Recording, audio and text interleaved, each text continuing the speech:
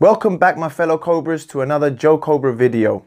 I hope everybody is beginning to get into that Christmas spirit. I know me and my family really are. We love Christmas here. And I hope all of you guys out there are doing really well and keeping safe. So, Robocop is a 1987 American science fiction action film, and it's directed by Dutch director Paul Verhoeven. And the film stars Peter Weller, Nancy Allen, Dan O'Hurley, Kurtwood Smith, Miguel Ferrer, and Ronnie Cox. And as always, guys, please, if you're new to the channel, hit that subscribe button, give me a big fat like at the end of the video, and also hit that bell button so it lets you know when I post a new video.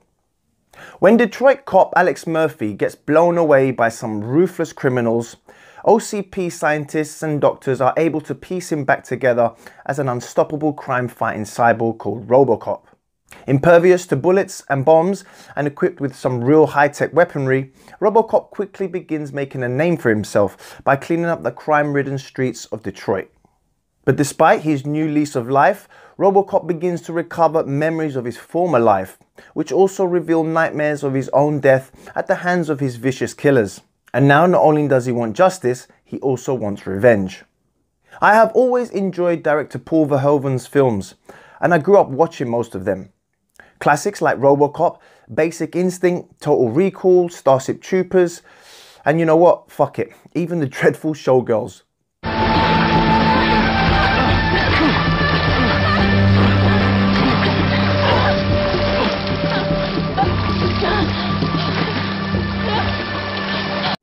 Yep, that's actually a sex scene from a film that Paul Verhoeven directed. It's called Showgirls. And if you haven't seen it, give it a watch if you want to know what the hell that scene's all about. But anyway, I've always found Paul Verhoeven to be very unique in his style of directing. And you could see this come through in most of his films.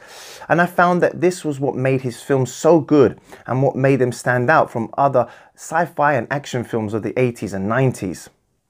His fascination with violence and sex is also clear to see in most of his films, and I always knew when I was watching one of his films just by the style of his directing.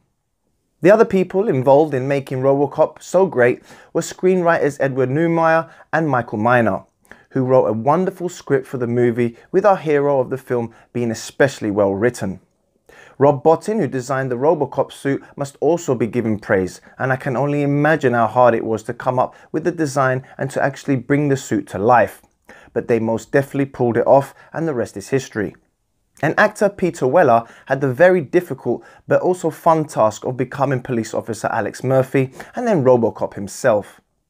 I feel that he was a great choice for the job in the end and done an absolute stellar job, and why it is definitely his most famous role to date.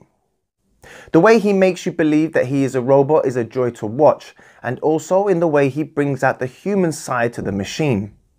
Robocop's partner, female cop Anne Lewis, played by Nancy Allen, also shines in this role. Her character remains loyal to Robocop throughout the film, and while everyone around her believes Alex Murphy is dead, Lewis still knows her old partner Murphy is still inside the machine in some form. I also think she done a really great job in her supporting role.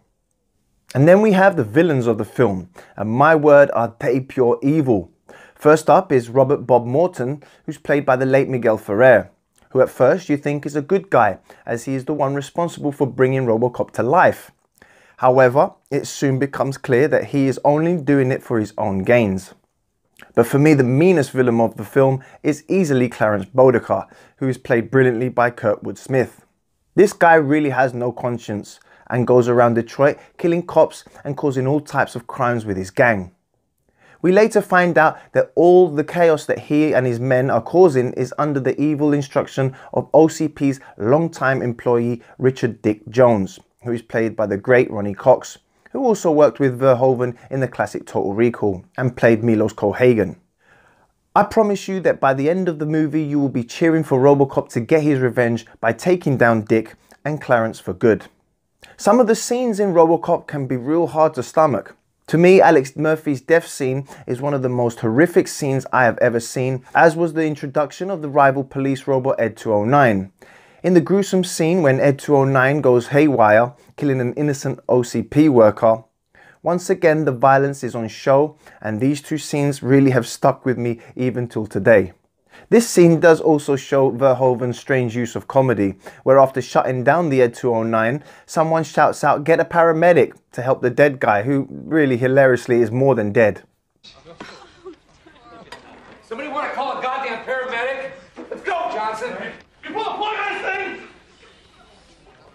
All right, don't touch him. I went from being shocked to laughing my ass off, but again, this is part of Verhoeven's strange mind. The movie does also have its heroic scenes. Most of Robocop's screen time makes him out to feel like a hero, as you find yourself willing him on to do his job and take down the scum of Detroit City.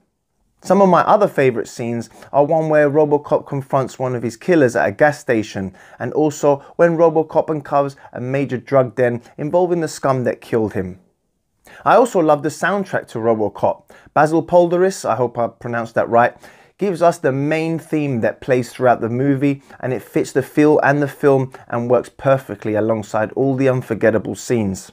Another important and powerful great scene is where Robocop revisits his former home with his wife and child no longer there. And we see the effect it has on him, bringing back the memories of his former life, which was real sad to see. It's a well-known fact that people hated working on this movie, which is understandable. I bet it would have been really demanding, especially for Peter Weller, who has openly admitted in the past that being Robocop was the worst experience of his acting life, simply because of the costume that he had to wear and the troubles during filming. But in the end, he was very proud with how the film turned out and its success. Robocop will really test your emotions, but it's for that very reason why the film is so good. As for the special effects, some look very dated now, but apart from that, the movie really does hold up well for a film that's over 30 years old. When it comes to the 80s movies, Robocop is right up there with the best of them, and it made millions and millions at the box office and then on VHS and DVD.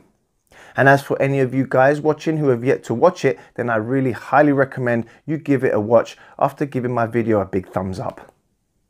They did make a remake of the Robocop film, but for me personally, I did not like it. As you guys know, I'm more of an original fan, and if you see both of them, I'm sure you will all agree that the original is way better.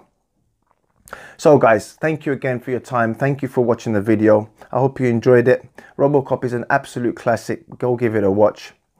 And as usual, please subscribe to the channel. Hit that like button, please.